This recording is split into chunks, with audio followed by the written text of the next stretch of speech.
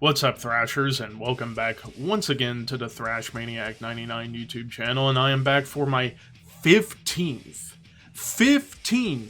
CD collection update. I can't believe I made it this far with these collection updates, but hey, here we are, 15 updates in. Now, this one is actually a pretty big one, as you can see, the stack right here. And actually, apart from one CD that I ordered late last month, and it's not coming until perhaps mid-August, I'm pretty much caught up on everything. I haven't started on my next stack technically yet, though I do plan on going ham sometime at the end of the month and buying stuff off Amazon and wherever else, get my hands on some stuff from this year, as well as trying to complete other bands' discographies that I'm really close to, like Nile, for example.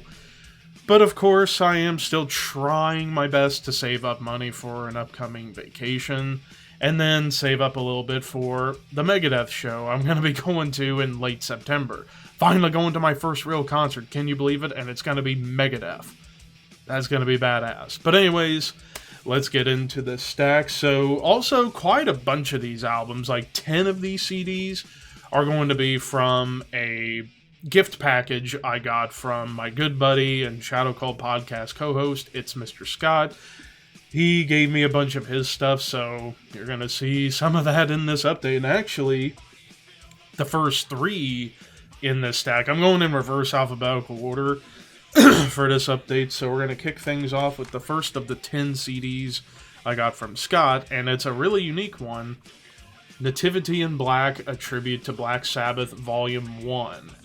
So yeah, for those who don't know, this is part of the classic tribute series of Black Sabbath that Columbia Records did, where they would get other bands and collaborations together to do Black Sabbath cover songs.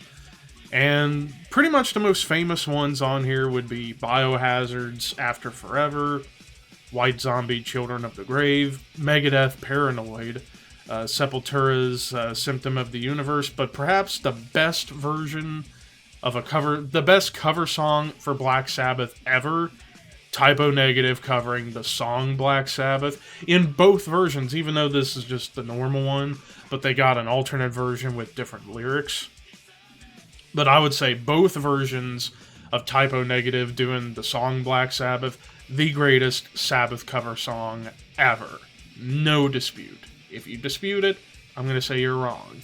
Because holy shit, Typo knew how to make it sound even more demonic and even more evil. But yeah, this is a cool compilation. I want to maybe get the other two editions, like Volume 2, and if there is a Volume 3, I'll probably go for it. But yeah, this is a really really cool compilation for fans of Black Sabbath like myself.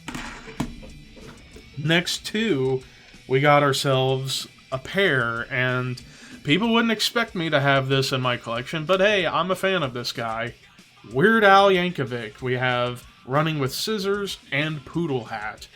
And while I haven't got a chance to listen to both yet, I can already tell, especially with Poodle Hat starting off with the parody of an Eminem song doing Couch Potato. Yeah, pretty funny stuff. And who doesn't love Weird Al? Even though I don't listen to him a lot, whenever I do listen to it, I enjoy it for what it is. Hilarious, well-written parodies. The king of parody is Weird Al. What else needs to be said? Now we got ourselves another pair, and these are both Swallow the Sun albums. We have New Moon and Emerald Forest and the Black Bird. So yeah, I'm actually kind of working up to getting all of the Swallow the Sun albums and the Plague of Butterflies EP. So far, pretty much I have in my possession now everything from New Moon through to Moonflowers. Still need to get the stuff before New Moon to complete the Swallow the Sun catalog. But yeah, I mean, what else can I say about Swallow the Sun that hasn't been said on the channel already, courtesy of Ricky, a.k.a. Horror Master, who's a bigger Swallow the Sun fan than I am, even though I do love Swallow the Sun quite a bit. Ricky's the more go-to guy when it comes to this style of Death Doom, the melodic side, as we talked about in the Death Doom albums. But yeah, both albums are gems if you are a fan of melodic death doom, definitely check out these two albums, if you haven't yet, of course. Next up, we got more of a classic rock, blues, hard rock album. We've got Stevie Ray Vaughan, Soul to Soul. I actually like Stevie Ray Vaughan. I mean, I do have a soft spot for classic rock, hard rock, and blues rock from the 80s. And Stevie Ray Vaughan, I mean, he was the fucking man for blues rock in the 80s. Basically kind of mixing up what people like Eddie Van Halen and Jimi Hendrix did with some shred, but doing it in a blues fashion was kind of innovative for the time during the 80s, because you weren't really hearing a lot of blues guitarists doing a lot of crazy shredding solos, and Stevie Ray Vaughan comes out and just wow. Just wow. But yeah, can't go wrong with some good old Stevie Ray. Next up, a bit of a controversial one for some people, because people like to write this band off, and I still don't really get why, but Slipknot Volume 3 to Subliminal Verses. Yeah, I know this album gets a lot of mixed opinions, even amongst fans of the band. People have mixed opinions about this album. I actually like this album. The Blister Exists, Duality, Opium of the People, Circle, Vermilion, Pulse of the Maggots, Before I Forget, Vermilion Part 2, The Nameless. I'd say this is a really good album. Not the best Slipknot album in my opinion. For me, I think the best one would be either Iowa or We Are Not Your Kind, the last one. But yeah, this is a pretty good one if you ask me. Plus, I also kind of have a soft spot for this album because I used to listen to Duality, Before I Forget, and Vermilion all the time, especially in middle school. Next up, kind of a bit of a discography completion, though maybe not really. Ozzy Osbourne's The Ultimate Sin. I had been trying to get this album for a long time to complete what I think was a perfect run of albums, from Blizzard of Oz through No More Tears. I think that is a perfect run of music for Ozzy. This is definitely the most divisive out of that run because, yeah, it does have a little bit of that hair metal vibe, but even so, there are some heavy riffs on here and Ozzy sounding great. Of course, Shot in the Dark, the big hit off the album, and who doesn't love that song? If you say you hate the song, you are lying to yourself. I will say it right now, but I like this album. There's some really good jams on it, plus the last one with Jakey Lee on guitar before we would get a taste of the Berserker Zakk Wylde, who I'm glad is being a part of that Pantera reunion. I'm not going to talk about all that right now because that could be another topic for another day. Now we got two more. We actually got another pair of albums, and these are two that came in that package from Scott. We got a couple of Motorhead albums. We got March or Die and Bastards. Of course, the big things for both of these albums for me, especially with March or Die, their version of Hellraiser, which is just amazing, but also a really good cover of Ted Nugent's Cat Scratch Fever, Jack the Ripper, I Ain't No Nice Guy, really good stuff, the title track.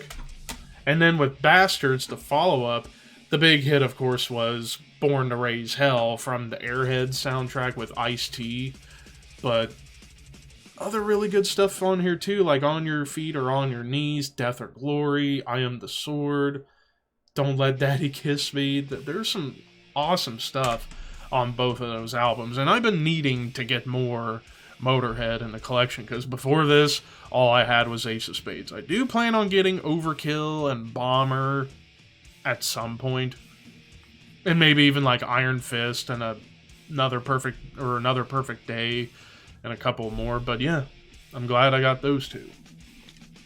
Next up, to complete the 90s run of this kind of underrated band, we got Mortician's Chainsaw Dismemberment. I had been trying to look for a copy of this album for a long time, especially after getting the previous 4 releases prior, like Mortal Massacre and House by the Cemetery, Hacked Up for Barbecue, and the Zombie Apocalypse EP. So I wanted to get the final album of the 90s run, before the band kind of tapered off. Well, I should say really tapered off in the 2000s, but this is a reissue by the band themselves on their own label, Mortician Records, though licensed through the original label of Relapse.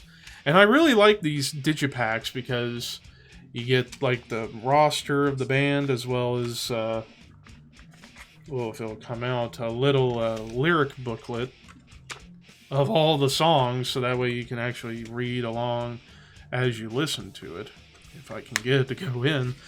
But yeah, and also that album cover. Fucking Texas Chainsaw Massacre right there. And it's a really good album, too. Next up, to kind of get the last thing I needed from this band, because really this and their debut are really the only great things about this band. After their debut, things tapered off in a big way, but I got Morgoth's Resurrection Absurd and The Eternal Fall. This is a compilation of their first 2 EPs. You had Resurrection Absurd, which is the first 5 tracks, and that was a really strong EP, but I think Eternal Fall is even better, the final 5 tracks, especially for the song Burnt Identity.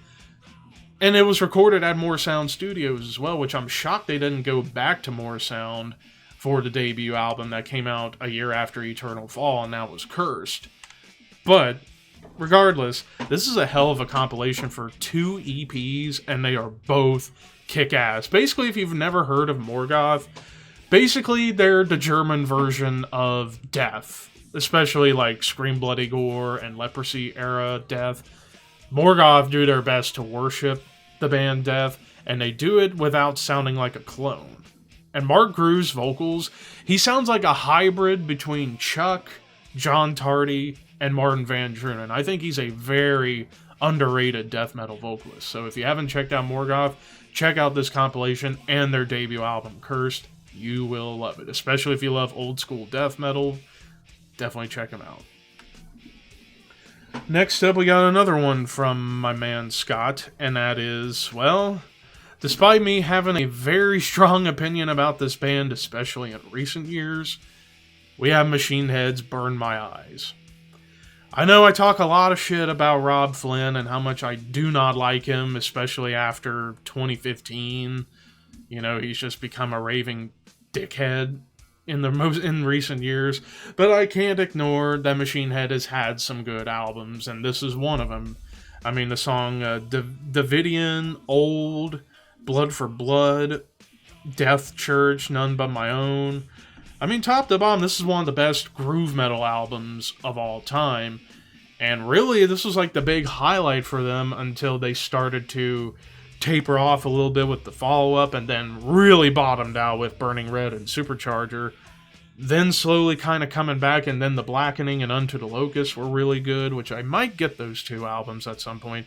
Bloodstone and Diamonds was alright, and then fuck Catharsis. I've already said my piece about that album, I don't need to go into further detail. So despite Machine Head not being a band that I like all that much, they have at least 3 great albums, and this is one of them.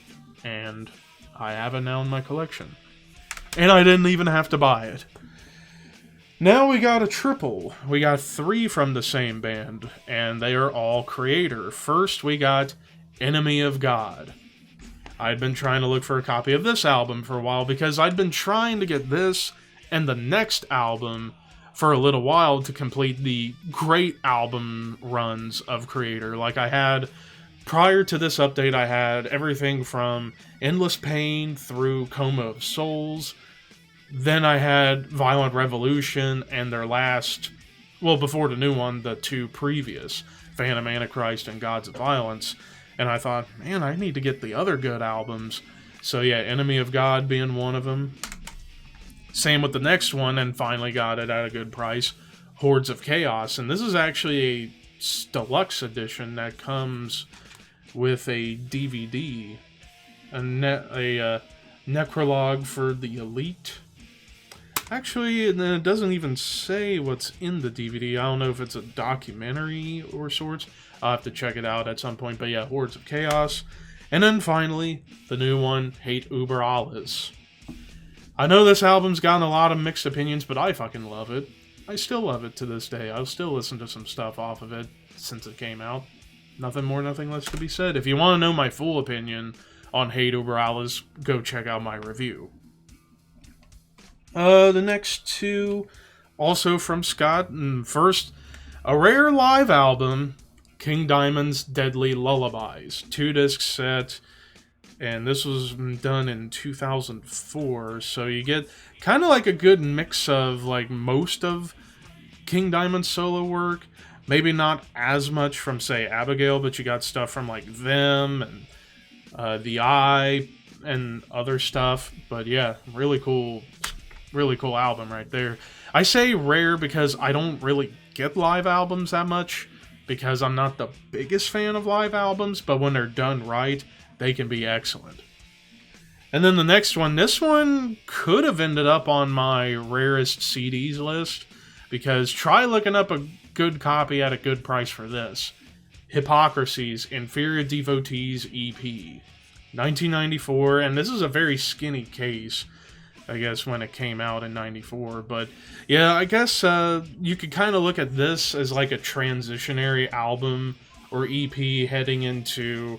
Well, actually, I don't remember if this came out before or after The Fourth Dimension came out, because The Fourth Dimension was really when they went from being straight up death metal to being melodic death metal. So I can't remember off the top of my head if this came out before Fourth Dimension or after Fourth Dimension, because either way it would kind of signal that changeover of their sound.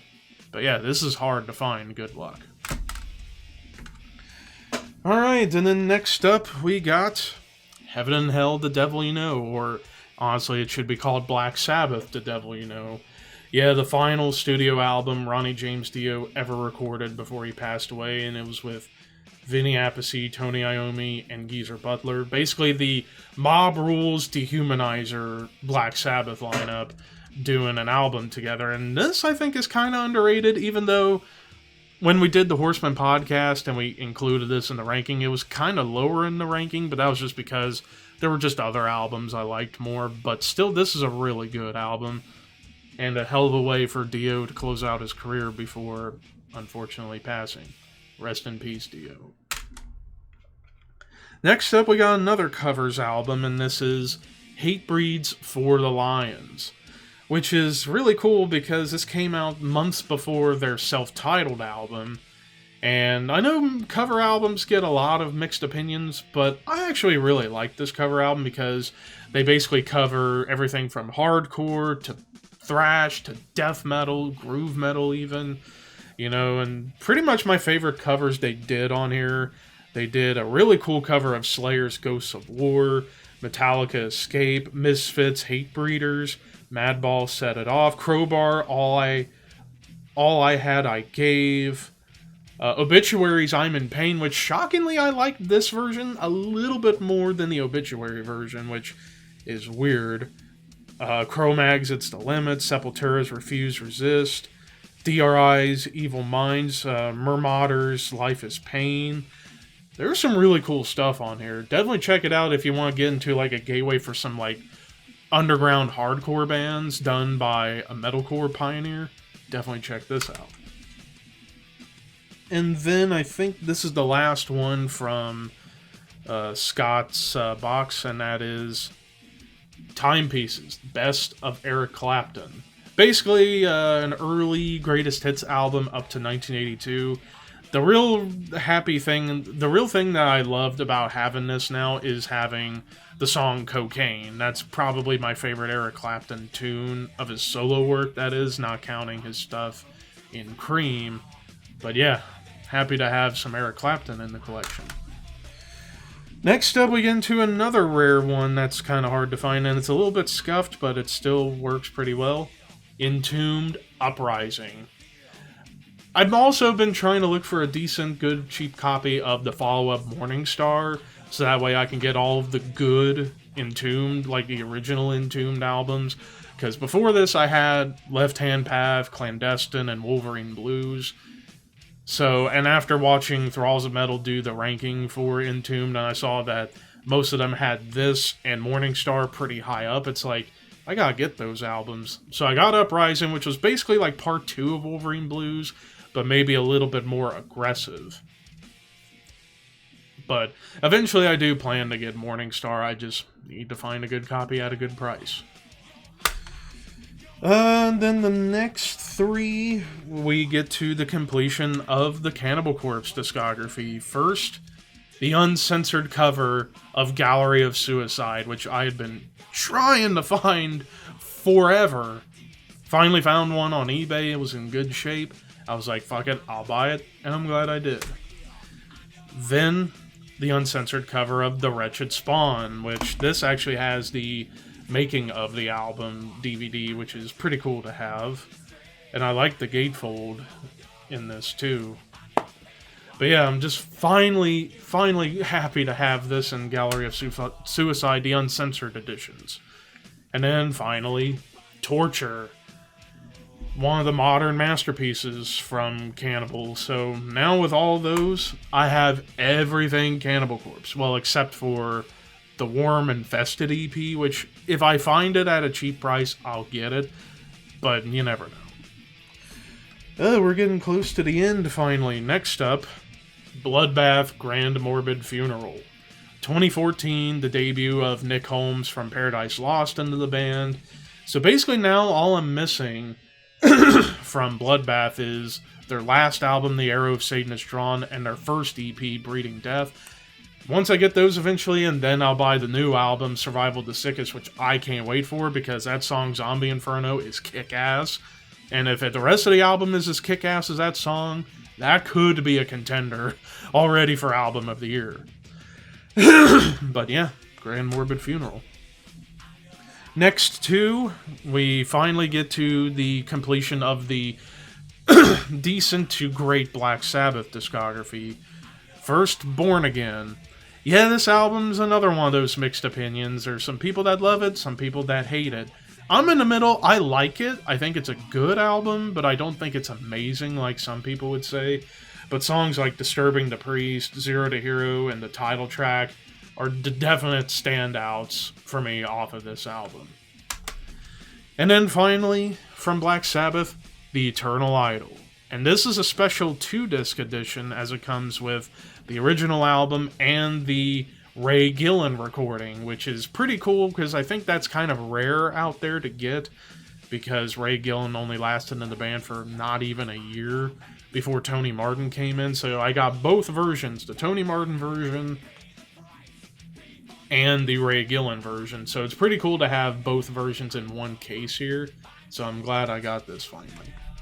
And there are some great songs on there, like the title track, The Shining, Ancient Warrior. There's some really good stuff on there. Next up, my second to last album, Black Crown Initiates, Selves We Cannot Forgive. I think I remembered reviewing this album when it came out in 2016. Fucking fantastic stuff. I have the latest one too.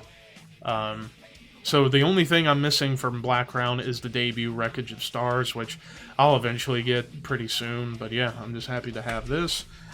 And then finally, the final CD and completing the Asphyx discography, which I will be ranking those albums next week. We have On the Wings of Inferno. And this is the reissue from Del Imaginaro Discos, which is a Argentina record label that does reissues. And they do a really good job, though it is also licensed through Century Media, the original label. But yeah, I'd say out of all, I would say, you know what, I'm going to save my opinion for when we get to that ranking, because I don't want to spoil. But yeah, I'm just happy to finally have everything Asphyx. And that does it for update number 15. Man, that was a lot of CDs to go through. But yeah, I haven't started working on my next stack. That will probably take a little while to work up to, because I'm also, like I said, I'm in the process of trying to save up a little bit of money for an upcoming vacation, and then saving up for the Megadeth show.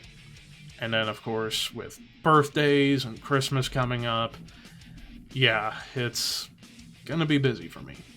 But anyways, what album out of this update was your favorite? Let me know in the comments section below, and until next time, horns high, see you soon.